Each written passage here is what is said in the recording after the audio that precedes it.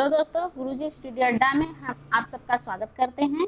आज हम आप सबको पाठ योजना 3 के बारे में बताएंगे। मतलब यह तीसरा पाठ योजना है। पहले हम इसके अंतर्गत विद्यालय का नाम लिखेंगे। जैसे हमारा विद्यालय है मोहम्मद हसन इंटर कॉलेज जौनपुर। जो आप सबका होगा वो विद्यालय का नाम डाला जाएगा। फिर पहले कॉलम में आप दिनांक भरेंगे।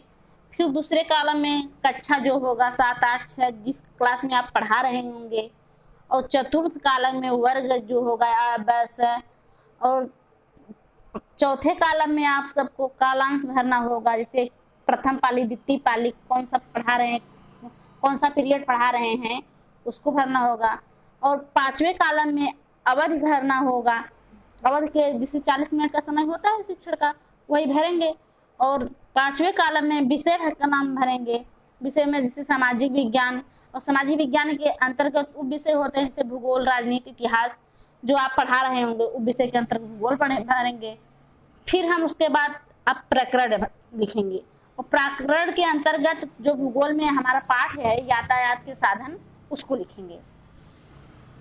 अब उद्देश्य के बारे में आपको बताएं। उद्देश्य 2 प्रकार का होता है। सामान्य उद्देश्य एक होता है, एक विशिष्ट उद्देश्य होता है। हम बच्चों को सामान्य उद्देश्य के अंतर्गत हम आपको बताते हैं छात्रों में भूगोल के प्रति रुचि उत्पन्न करना।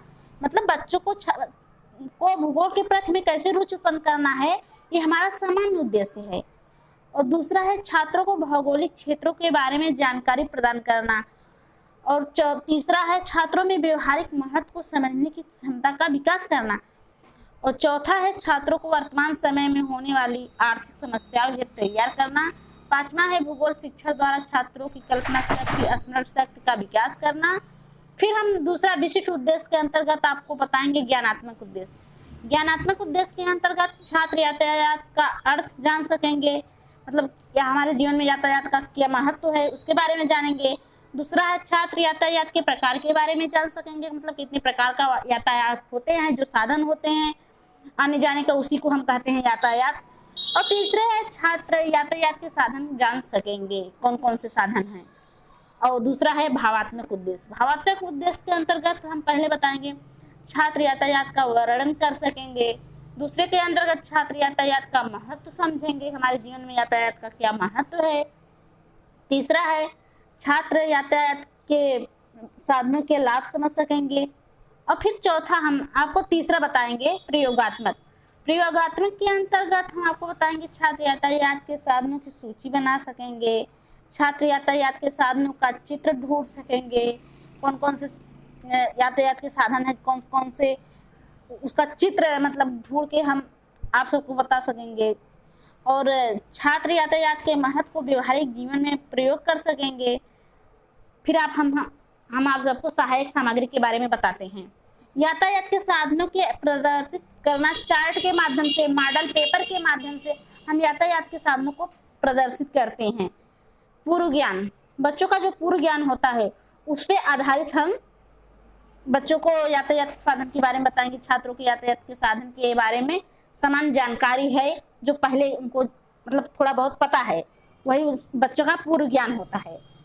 प्रस्तावना, प्रस्तावना के अंतर्गत पहले हम 3 कॉलम बनाएंगे। और 3 कॉलम में पहले हम लिखेंगे प्रश्न संख्या, और दूसरे कॉलम में लिखेंगे छात्राध्यापक क्रिया या छात्र अध्यापक क्रिया।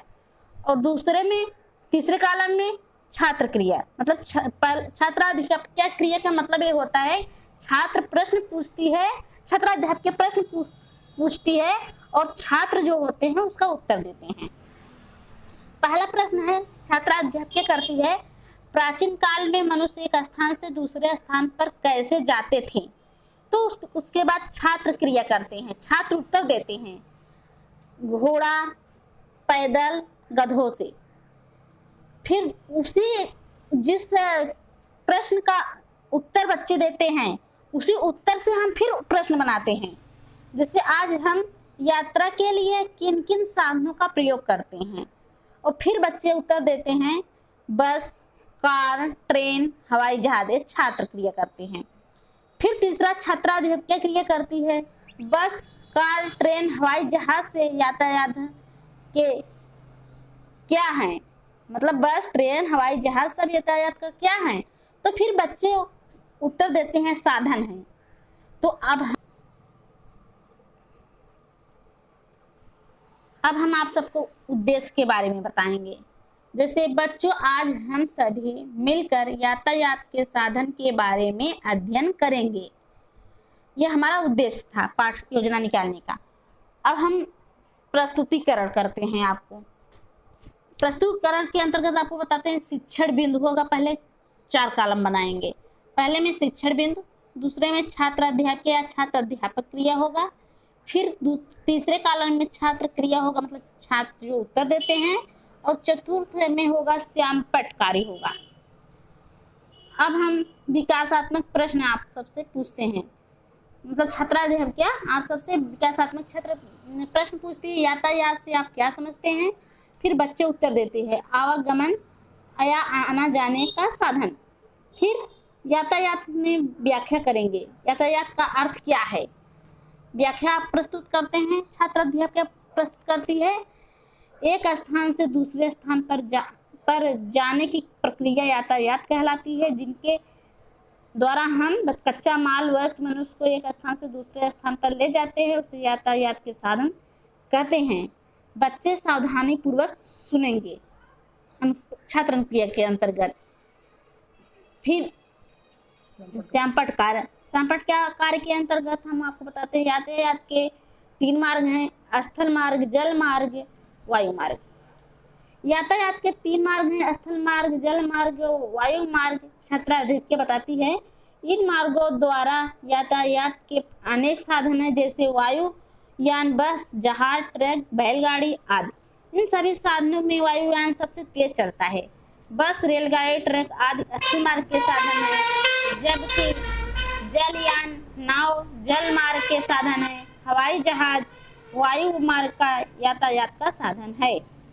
अब हम बच्चों से बोध के प्रश्न पूछेंगे। बोध के प्रश्न होते हैं, जैसे पहला है यातायात के साधन किसे कहते हैं। फिर बच्चे उत्तर देते हैं जिससे एक स्थान से दूसरे स्थान पर जाते हैं, उसे हम यातायात के साधन कहते हैं। फिर दूसरा प्रश्न छात्राध्यापक करती है बच्चों से यातायात कितने मार्ग हैं, तो बच्चे उत्तर देते हैं 3 मार्ग हैं।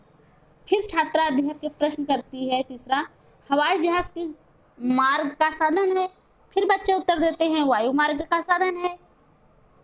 दूसरा बोध प्रश्न है देश के विकास के लिए सड़कों के विकास पर ध्यान दिया जा रहा है, इसके लिए सड़कों को 3 भागों में बांटा गया है। यह छात्राध्यापक प्रश्न पूछते हैं बच्चों से। प्रमुख सड़क, इसमें राष्ट्रीय राजमार्ग आता है। फिर बच्चे ध्यानपूर्वक सुनेंगे। और फिर श्यामपट्ट कार्य के अंतर्गत प्रमुख सड़क, सहायक सड़क, ग्रामीण सड़क जो है उसको श्यामपट्ट कार्य के अंतर्गत रखेंगे। फिर दूसरा है सहायक सड़कें के अंतर्गत, इसमें गांव और जिलों की सड़कें आती हैं, गांव और जिला की सड़कें आती हैं सहायक सड़कें के अंतर्गत। और तीसरा है ग्रामीण सड़कें, ग्रामीण सड़क के अंतर्गत इसमें गांव की सड़कें आती हैं। फिर हम जो छात्राध्यापक है वो बोधात्मक प्रश्न बच्चों से पूछेगी। पहला प्रश्न है सड़कों को कितने भागों में बांटा गया है, बच्चे उत्तर देंगे 3 भागों में। फिर छात्रा अध्यापक के प्रश्न पूछेगी प्रमुख सड़कें कौन होती हैं, तो बच्चे उत्तर देंगे राष्ट्रीय राजमार्ग, गांव में। फिर तीसरा प्रश्न ग्रामीण सड़कें कहाँ जाती है, गांव में जाती हैं। मूल्यांकन के प्रश्न, अब मूल्यांकन के प्रश्न का अंतर्गत हम आप सबको बताते हैं पहला जो है यातायात किसे कहते हैं, दूसरा यातायात के मार्गों को कितने भागों में बांटा गया है, तीसरा यातायात के कुछ साधन के नाम बताइए, चौथा जल मार्ग के एक साधन का नाम बताइए, हवाई जहाज किस मार्ग का साधन है। गृह कार्य, फिर इसके बाद हम गृह कार्य लिखेंगे अंत में। बच्चों यातायात के साधनों की अलग अलग सूची बनाकर लाएंगे या लाएगा। अब अगर हम क्या बोलेंगे, वीडियो अच्छा लगा हो तो हमारे चैनल को सब्सक्राइब करके लाइक कर दीजिए।